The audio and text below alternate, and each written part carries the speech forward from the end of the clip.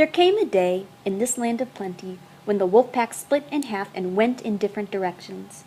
The she-wolf, the young leader on her left and the one-eyed elder on her right, led their half of the pack down to the Mackenzie River and across into the lake country to the east. Each day this remnant of the pack dwindled. 2 by 2, male and female, the wolves were deserting. Occasionally a solitary male was driven out by the sharp teeth of his rivals. In the end there remained only 4, the she-wolf, the young leader, the one-eyed one, and the ambitious 3-year-old. The she-wolf had by now developed a ferocious temper. Her 3 suitors all bore the marks of her teeth.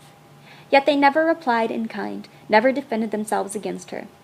They turned their shoulders to her most savage slashes, and with wagging tails and mincing steps strove to placate her wrath.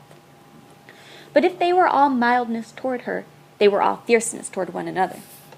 The 3-year-old grew too ambitious in his fierceness. He caught the one-eyed elder on his blind side and ripped his ear into ribbons. Though the grizzled old fellow could see only on one side, against the youth and vigor of the other, he brought into play the wisdom of long years of experience. His lost eye and his scarred muzzle bore evidence to the nature of his experience. He had survived too many battles to be in doubt for a moment about what to do. The battle began fairly, but it did not end fairly. There was no telling what the outcome would have been, for the 3rd wolf joined the elder, and together, old leader and young leader, they attacked the ambitious 3-year-old and proceeded to destroy him. He was beset on either side by the merciless fangs of his erstwhile comrades. Forgotten were the days they had hunted together, the game they had pulled down, the famine they had suffered. That business was a thing of the past. The business of love was at hand, ever a sterner and crueler business than that of food-getting. And in the meanwhile, the she-wolf, the cause of it all, sat down contentedly on her haunches and watched. She was even pleased. This was her day, and it came not often, when manes bristled and fang smote fang, or ripped and tore the yielding flesh, all for the possession of her.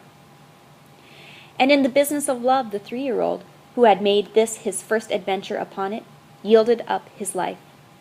On either side of his body stood his 2 rivals. They were gazing at the she-wolf, who sat smiling in the snow. But the elder leader was wise, very wise, in love even as in battle. The younger leader turned his head to lick a wound on his shoulder. The curve of his neck was turned toward his rival. With his one eye, the elder saw the opportunity. He darted in low and closed with his fangs.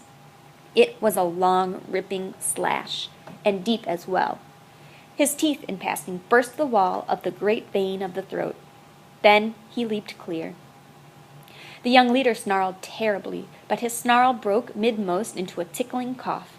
Bleeding and coughing, already stricken, he sprang at the elder and fought while life faded from him, his legs going weak beneath him, the light of day dulling on his eyes, his blows and springs falling shorter and shorter.